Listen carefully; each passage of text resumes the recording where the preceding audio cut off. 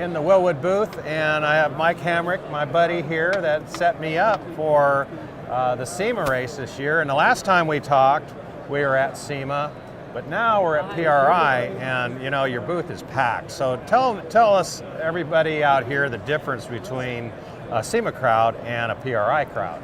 Way different. So it's kind of crazy because I'm the one that sets all of our booth up and handles all that. So for SEMA, it's all directed at street stuff. And then there's just a little tiny corner where it's like our real hardcore race. But for this show, I have to bring everything back and then completely swap it out. And we try not to even have any colored calipers in the booth, right? Like we try to... Yeah, where's the pink and the lime green? You don't see that here. We don't have any of that here. And it's because our core markets are all race driven. So if you walk through this booth, you're gonna see that 90% of it is all racing. And about 10% of it is street, because some of it crosses over. I mean, even like the brakes on your car, you know, we started off with a street trim kit and put it into, I don't want to say race, but a very designated for hard track use system. But by the time we got to Optima, we had the floating rotors on it. We had the Quicksilver calipers with knockback springs. It's a true road race brake system now. Yeah. You know, so what and and how did it work out? Well, we won the speed stop at OUSCI. The best drivers, we had 100 cars there, the best drivers and cars in our series there. And we won the whole thing overall thanks to these guys. So, but the brakes have a lot to do with the rest of how the car's set up. So like with JJ's help, you could see that car come off the bank and you were pulling so hard coming off the bank, it never, because you're honestly, you're a good driver. Well, thanks. Thank you. So you are. And you could tell that you're coming off and you're using everything in that all-wheel drive car to just make a nice sweep and come into the brake stop box. It was amazing. A whole different mindset went in there. You go, you have to be aggressive, but you couldn't throw away the farm and only have one chance to get one good run in. You had to get a good solid one in, try a little bit harder, and that way. And you know what? It worked out for us. Yep. But you could really tell that everything, that series has turned into a group of guys that you have to be on top of what you're doing, and everything has to work well together. We've been working on our road course setup with the new brakes, and one of the things we don't have is cooling ducts. And tell us a little bit. You know, a lot of guys will rig a pipe up, you know, or a duct system off the front splitter and bring it inside the car. But where do you place that to make it the most efficient? Well, do you need it? Well, and here's the argument. What you're basically doing is like a time attack. You're going out for 3 hard laps and you're coming back in. So by the time your system's getting saturated, you're really not experiencing any downfalls of if you're going to be out there for, say, a half hour or 45 minutes or for 30 laps or for a long race like 24 hours. Yeah. If you're out there for 24 hours, you have to sustain and keep everything at a moderate temperature. But you also are out there in a different frame of mind. Yeah, our stuff goes from cool and it spikes and, you know. So you're running at 110% for 3 laps. Totally different.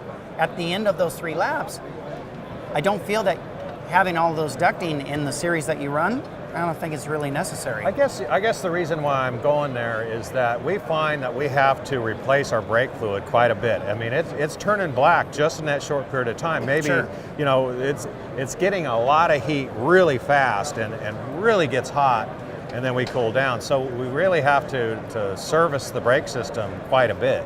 Okay. So I guess that's just what you have to do. And we're finding that out on these cars. They're street cars, and a lot of guys are used to just autocrossing, driving it home, you know, that kind of thing. But the more competitive these things get, the more harder you run in every single session, and you've got to service the car after every 20 minutes that you run out on the track. So, well, I think that's going to be the next thing that we should start looking at for 2017, is maybe start with putting air ducts in the front and work together and see what would be the best solution for doing it. And that's going to take more of, like, say, JJ and I climbing underneath, looking at the best way to mount the ducting, And what we want to do is we want to force the duct the air into the backside of the rotor as close to the caliper as possible.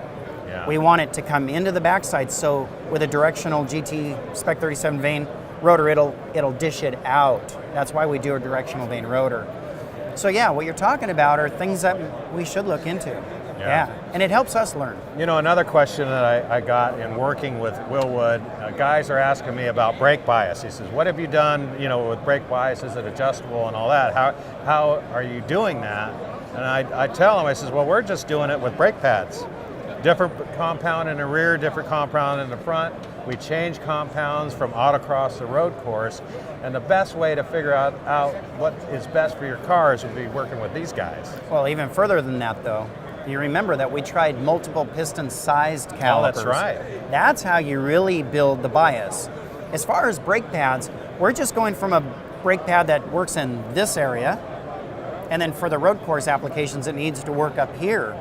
So we're not changing bias as much as we're just changing the characteristics of the brakes for what you're doing. But as far as you already did all the testing, so it's funny that you bring it up. By us trying multiple sets of calipers throughout 2016, that's what you were doing. And you were coming back to JJ and I and saying, hey, I didn't like that as much. It felt like it was too much rear brake. Oh, I want more rear brake. That's why we did those different tests with remember the different colored calipers? Right. Until we finally got to the piston sizes that you liked. That's when we put the car into the full race trim. See, I'm not an engineer. I just drive the things. These guys, like I said before, they screw them together, and I go out there and run them and just tell them what it's doing. Yeah, and that's important. Yeah. You know, and that really helps us educate the field that's out there. It's funny. So many of the competitors that are at all of the events throughout the year, they're all coming here and saying, Mike, what can I do for next year to make my car faster? Should I rebuild my calipers? What other pads should I run? Well, yeah, it's because we want to offer that to everybody so that they can get a little bit faster and have more fun next year. Yeah, cool. It's important. Well, and that's what we're doing, man. We're trying to make the best stopping car possible, and working with you guys, that's got it done with our Evo. Got our C5 coming up, so we'll be talking about that later. For sure. Thanks, everybody. Cool.